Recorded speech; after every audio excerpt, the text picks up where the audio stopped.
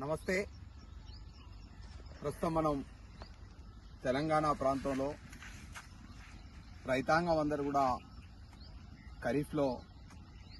వరి సాగు చేసేటువంటి ఈ రైతాంగం అందరూ కూడా గతంలో ఎన్నో రకాలు ఈ రాష్ట్ర రైతాంగానికి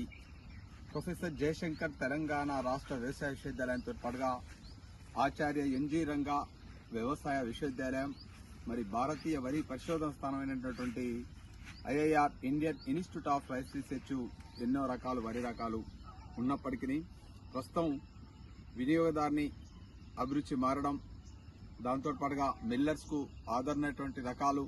దాంతో పాటుగా అత్యధికంగా దిగుబడిచ్చేటువంటి రకాలు చేను మీద పడిపోకుండా మనకు కొంతవరకు